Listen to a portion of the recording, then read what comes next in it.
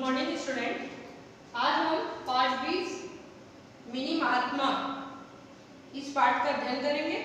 इसके लेखक हैं श्री आलम शाह खान। तो सबसे पहले मैं इस पाठ के बारे में आपको ये बता दूं कि यह पाठ मिनी महात्मा में एक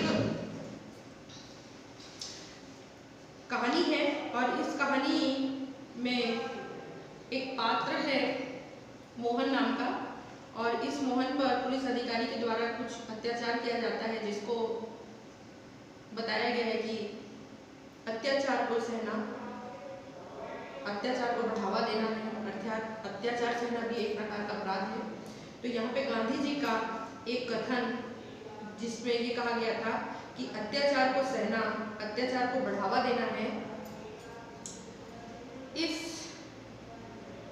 वाक्य को आत्मसात करती इस कहानी का मुख्य पात्र मोहन पुलिस अधिकारी की ज्यादती का शांतिपूर्ण परंतु दृढ़ विरोध करता है। अपने निश्चय पर अटल मोहन के प्रतिकार के समक्ष पुलिस अधिकारी को अपनी गलती सार्वजनिक रूप से स्वीकार करते हुए खेद व्यक्त करनी पड़ती है। प्रस्तुत कहानी न सिर्फ किशोरवय बालक की दृढ़ता और प्रतिकार की शक्ति को अभिव्यक्त करती है, बल्कि यह कहानी संबंधों के सौहार्द को भी बनाए रखती है।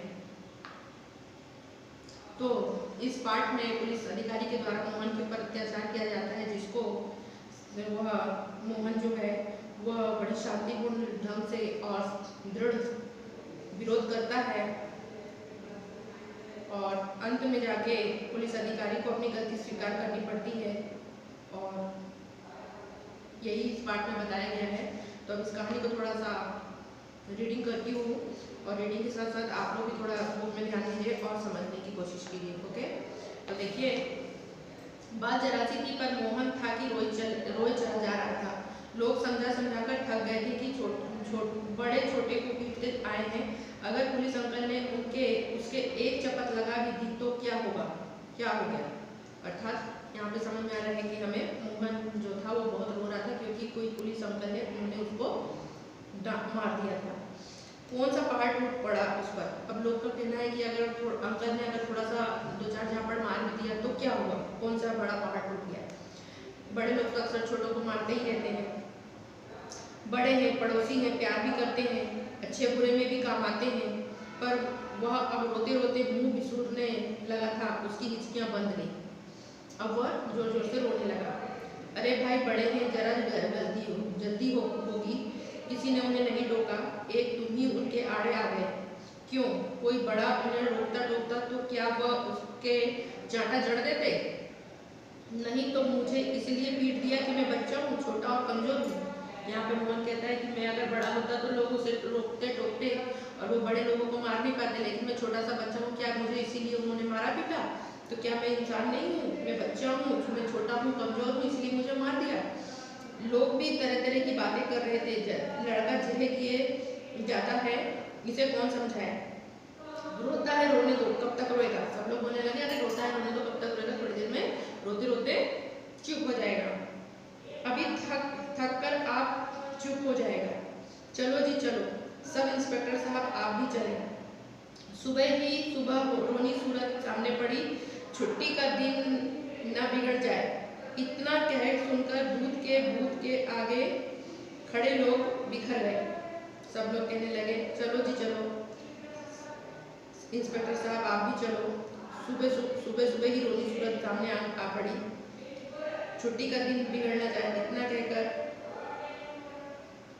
भूत के आगे खड़े लोग इधर उधर चले गए। सब लोग कह रहे सुबह रोनी सूरत देखने दिन अच्छा नहीं जाएगा, चलो चलो सब अपने घर चलो। दूध खत्म होने पर दूध वाला भी दूध बंद कर चला गया, पर वो वहीं खड़ा रहा और रोता रहा। टस से मस ना हुआ। सूरज की किरणें चमकने पर भी जब वह घर न पहुंचा तो उसकी माँ ने इधर उधर पूछा। पड़ोस के गुल्लू ने सारी बातें बताई। अब जब वो देर तक घर नहीं पहुंचा तो उसकी माँ ने सब तरफ ढूंढा उसे। तो पास में एक उसका मित्र था गुल्लू नाम का, उसने बताया, क्या बताया कि माँ उस बूथ के पास गई। बताया उसे कि वो दूध के बूथ है जो, जहाँ पे दूध की डेयरी है, जहाँ पर दूध मिलता है, वहाँ पर वो खड़ा रो रहा है। तो माँ उसे ढूंढने गई। वह उससे लिपट गया, हिचकियां भरकर रोने लगा। अपनी माँ को देखा, माँ से लिपट गया और जोर जोर से रोने लगा। माँ ने भी वही कहा जो सबने कहा था, अरे बेटा बड़े हैं बाप बराबर, तनिक चपत दिया तो क्या हो गया, कौन तीर तान दिया, चुप भी हो जा अब। तो इस प्रकार वहाँ पर सब लोग उसे समझा रहे थे कि जिन मारे हैं तो क्या हुआ, अंकल जी ने, बड़े हैं, तुम्हारे पड़ोसी हैं, आपके काम में दुख सुख में काम आते हैं, अब तुम्हारे बाप के समान है, तो अगर मार भी दिया तो क्या हो गया, सब उसे समझाने की कोशिश कर रहे थे। अब आगे देखिए, मार दिया तो कुछ नहीं, बड़े हैं और मार दे, पर मेरा कसूर तो बताएं। अब मोहन का कहना था ठीक है, बड़े हैं, उन्होंने मुझे मार दिया तो क्या हुआ, ठीक है, अच्छा मार दिया, लेकिन बड़े ने मार सकते हैं, लेकिन मुझे ये तो बताएं कि मेरा कसूर क्या था, कि किस कसूर के लिए मुझे मारा गया। बप्पा को कारखाने में यूनियन वालों ने मारा, वे अस्पताल में पड़े हैं, उनका कोई कसूर होगा, पर मुझे क्यों मारा, मेरी क्या गलती थी, क्या मेरा कसूर था। बार बार मोहन पूछ रहा था कि मेरा कसूर क्या है, मुझे क्यों मारा। अब जिद मत कर, तूने दूध भी नहीं लिया, तेरे पापा को अस्पताल नाश्ता देने जाना है, तुझे याद नहीं। मैं नहीं जाऊंगा, कहीं नहीं जाऊंगा, जाऊंगा तो पुलिस अंकल के घर। बोला मैं कहीं नहीं जाऊंगा, किसी को पिता को भी नाश्ता देने दफ्तर नहीं जाऊंगा, मैं जाऊंगा तो सिर्फ पुलिस अंकल के घर जिसने मुझे मारा है। मान ली जा बेटे, मैं उनसे कह दूंगी कि आगे से ऐसा सुलूक ना करे बच्चों के साथ। माँ बोली कि मैं पुलिस अंकल को समझा दूंगी बेटा कि वो आगे से तेरे साथ ऐसा नहीं करेंगे, लेकिन अभी तो तू अपने पिता को नाश्ता देने चले जा। पर जो 2 चांटे मुझे जड़ दिए उनका क्या। अब चुप भी बोले, नहीं तो मैं भी लगा दूंगी, चल। माँ ने कहा, मोहन बोलता कि मेरे को 2 चांटे जो लगाया उसका क्या है, तुम आगे से समझा दोगे, लेकिन अभी जो मुझे 2 चांटे लगाया उसका क्या। माँ ने कहा कि तू चुप होता है कि नहीं, वरना तुझे अब 2 और मैं लगा दूंगी, तो तुम भी क्यों चुप हो, लगा दो। मोहन ने कहा ठीक है मारो, तुम भी क्यों चुप हो, तुम भी मारो मुझे। मैं कहती हूँ घर चल, अस्पताल जाना है, अब उठ भी। मैं नहीं आता, पुलिस अंकल के घर जाकर पूछूंगा उनसे कि मेरा कसूर बताइए, नहीं आता तो जा कहीं मर कहीं। इतना कह माँ ने सिर पर पल्ला ढककर वहां से चल दी। माँ ने कहा जब मैं जाता तो मत जा, और अब मैं तो चली गई। ट्रेन ट्रेन ट्रेन घंटी गनगनाई। थोड़ी देर बाद दरवाजा खोला तो पाया भीगी आंखें लिए सामने मोहन खड़ा है। उसे देखकर शेर सिंह सब फटकाया, अंकल आपने मुझे क्यों मारा, मेरा कसूर क्या था। सुबकते हुए उसने वही सवाल पूछा, किसने मारा, किसको। मैं कुछ नहीं जानता, आपने मारा मुझे, आखिर क्यों मारा। मोहन बार बार अंकल से पूछ रहा था कि आपने मुझे क्यों मारा। अंकल ने कहा कौन मारा, कब मारा, मैं तो हमको कुछ याद नहीं होगा। तो मोहन का कहना है आपने मारा मुझे, आखिर क्यों मारा मुझे बताओ मुझे, जा मारा तो मारा, दफा हो जाए यहाँ से, नहीं तो और पिट जाएगा, चल इसके साथ बेघर थे। और वो शेर सिंह जो थे वह जोर से चिल्लाया, बोले अच्छा मारा तो मारा, और मार खा जाएगा, थोड़ी देर यहाँ खड़े रहा, यहाँ से चले जा नहीं तो और मार खाएगा। वो जोर से उसे गरज कर चिल्लाने लगे, मारो और मारो पर मैं नहीं जाऊंगा। मोहन का कहना था कि मुझे और मारो पर मैं नहीं जाऊंगा, जब तक आप ये नहीं बताएंगे कि मेरा कसूर क्या था। वो भी कड़क कर बोला, वो भी बड़े गुस्से में मोहन बोला कि मैं भी यहाँ से नहीं जाऊंगा तब तक जब तक आप मुझे ये नहीं बताएंगे कि मेरा कसूर क्या था। अब आसपास के घरों की मुंडेरों से 10-5 चेहरे उभर कर आए। देखा बरामदे के सामने मुंह बिसूरता मोहन खड़ा है और अपने बरामदे में झल्ला है शेर सिंह। जाएगा भी यहाँ से कि नहीं जाएगा, या तो 1-2 चपत खाकर ही टलेगा। बोला तू यहाँ से जाता ही नहीं जाता, अगर नहीं जाएगा तो 2 साल खा के ही जाएगा क्या। आप जो चाहे करे, जब तक मेरा कसूर नहीं बताएंगे मैं यहाँ से नहीं जाऊंगा। अजीब उज्जट ढीठ लड़का है, एक पड़ोसी ने कहा। देखिए आप इसे समझाए, अगर यहाँ से दफा नहीं हुआ तो मैं इसे कोतवाली में बंद करवा दूंगा। शेर सिंह घर से सब लोगों को कहने लगे यहाँ से इसको ले जाओ, नहीं तो मैं इसको जेल में बंद कर दूंगा। आप जो चाहे सो करे, मेरा कसूर बताएं। मोहन कहता है कि आपको जो करना है करो, मुझे जेल में डाल दो, जो करना है आप करो, मेरे को मारो पीटो जो करो, लेकिन मुझे बताओ मेरा कसूर क्या था, आपने मुझे 2 चाटे क्यों लगाए, जिससे मैं आगे ऐसा कुछ ना करूं कि बड़ों को मुझ पर हाथ उठाना पड़े। मोहन बोला कि मुझे ये बता दो कि मेरा कसूर क्या था, ताकि मुझे पता तो चले कि मैंने क्या गलती की है, ताकि मैं वो गलती दोबारा ना करूं, ताकि कोई दूसरा बड़ा मुझ पर हाथ ना उठा पाए। अभी तो बस तू इतना कर कि तू यहाँ से दफा हो जा, नहीं तो बोले कि यहाँ से तू अभी फिलहाल तो तू यहाँ से चलेगा, नहीं तो तू सोच लेगा, नहीं तो कोई भन्ना है। सच पड़ोस का लिहाज है, वरना इस बच्चों को वह सबक सिखाता कि शेर सिंह उड़कर बोले।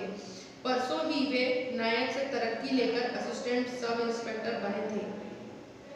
वे सबक सीखने ही आया हूँ। आप मुझे बताएं कि कतार तोड़ने वाले को टोकना कोई पाप है? यार, इस लड़के पर कौन सा भूत सवार है, किसी भी तरह नहीं मानता। इतना कहकर शर्मा जी नीचे उतरे। वर्मा जी भी साथ आए और उसे पुचकार कर दिलासा देते बोले, बहुत हो गया बेटे मोहन, अब छोड़ो भी और घर चले जाओ। सब उसे समझा रहे थे लेकिन वो मान नहीं रहा था। आप सच माने, मेरी खेड़ी नहीं हुई। अगर अंकल ने पीट दिया और लगा दे 2-4 पर बताएं तो कि आखिर क्यों मारा मुझे। कुत्ते की दुम, टेढ़ी की टेढ़ी। कहा ना भाई, बड़े हैं, बड़े तो आप सब हैं, सभी पीट दें, मैं कुछ नहीं बोलूँगा, लेकिन इतना बताएं कि क्यों। सिर्फ इसलिए कि मैं छोटा हूँ, कमज़ोर हूँ। बोलता है कि आप मुझे क्यों नहीं बताते हो कि मेरा कसूर क्या है, आपने मुझे क्यों मारा? क्यों? क्योंकि मैं छोटा हूँ, बच्चा हूँ, कमज़ोर हूँ, इसलिए मुझे मार दिया? नहीं नहीं, ये बात नहीं, तुमसे कोई बदतमीजी हुई होगी इसलिए बस। नहीं नहीं, तो ये बता दें कि क्या बदतमीजी हुई। बोलते रहे कि शेर सिंह बोले कि तुमसे कोई बदतमीजी हुई होगी इसलिए तुम्हें मारा होगा मैंने। तो उन्होंने बोला ठीक है, तो बता दो मैंने क्या बदतमीजी किया।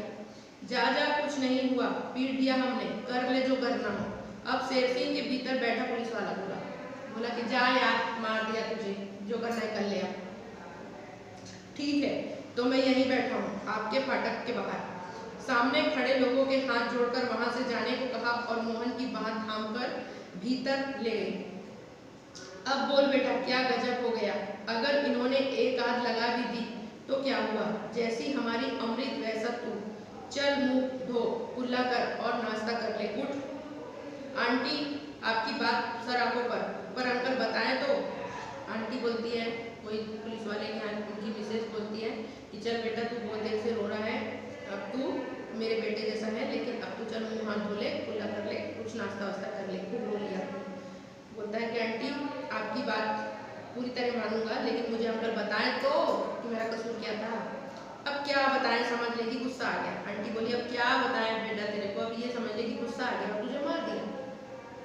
तो बस बाहर 5 पड़ोसियों के सामने यही कह दे। मोहन का कहना था ठीक है, 5 लोगों के सामने यही बोल दे कि मुझे गुस्सा आ गया, तुमने जबरदस्ती मार दिया इसको।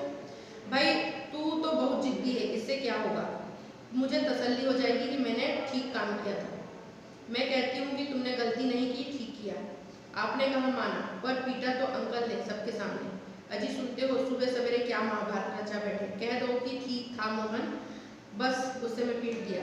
अब वो जिद किया बैठा था कि अगर मैंने कोई गलती नहीं किया तो ठीक है, 4 लोगों के सामने आप यही बोल दो कि इसकी कोई गलती नहीं थी, मैंने गुस्से में पीट दिया, तो मुझे भी लगेगा कि हाँ मेरी कोई गलती नहीं थी और इन्होंने मुझे गुस्से में पीटा। मैं तो अपनी गलती ढूंढ रहा हूँ, लेकिन आप तो मुझे मेरी गलती ही नहीं बता रहे हो कि मुझे क्यों पीटा।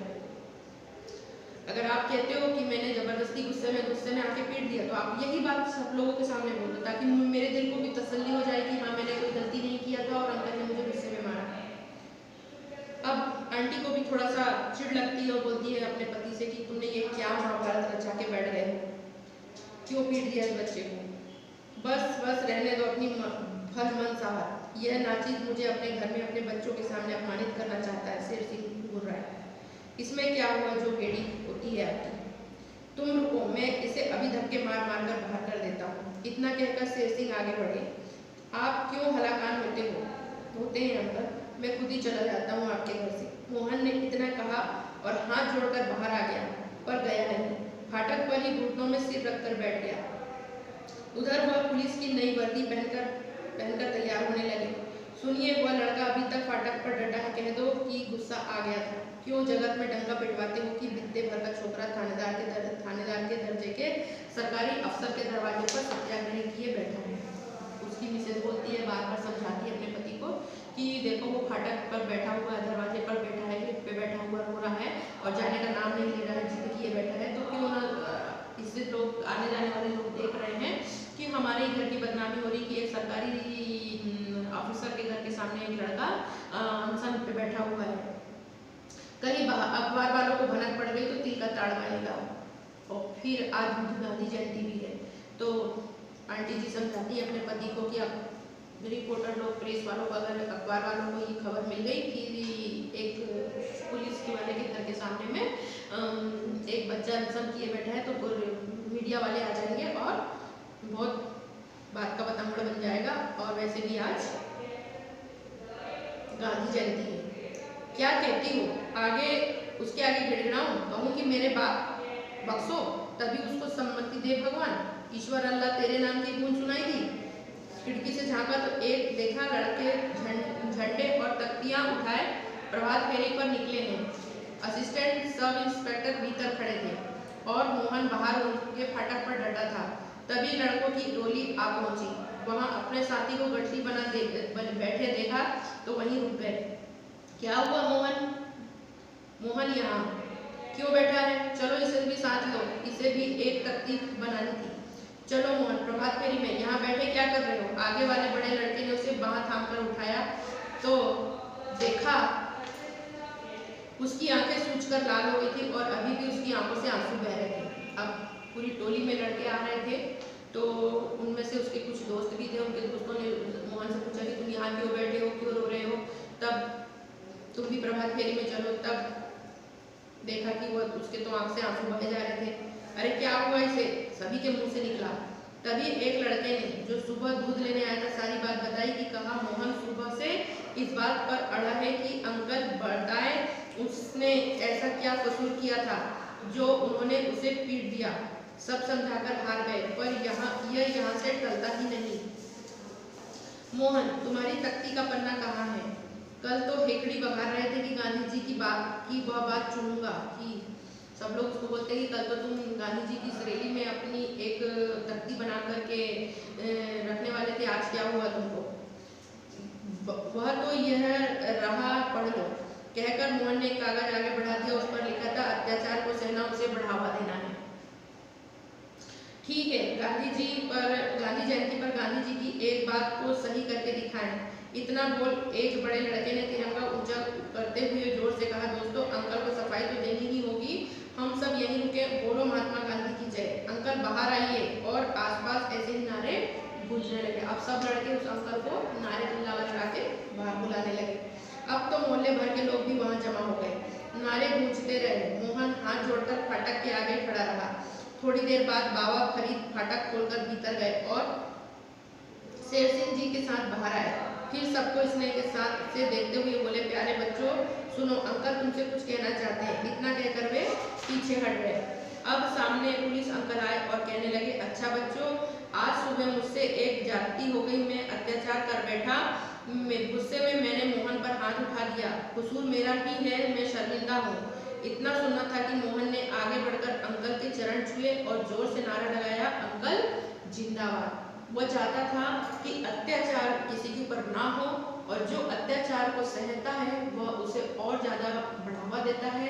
अर्थात अत्याचार को सहना ही अत्याचार को बढ़ावा देना है। इसलिए अत्याचार का अंत जरूर करना चाहिए और अत्याचार किसी पर होने से रोकना चाहिए। इस प्रकार मोहन ने गांधी जी के इस कथन को सत्य कर दिखाया और अंकल के सामने झुककर उन्हें चरण छूकर प्रणाम किया और अंकल जिंदाबाद कहा। इस प्रकार यह जो पाठ है वह गांधी जी की इस बात को प्रमाणित करता है कि अत्याचार को सहना, अत्याचार को बढ़ावा देना है, जैसे कि मोहन ने इस कथन को सत्य कर दिखाया। ठीक है, तो ये पाठ आपको समझ में आ गया होगा। ठीक है, थैंक यू।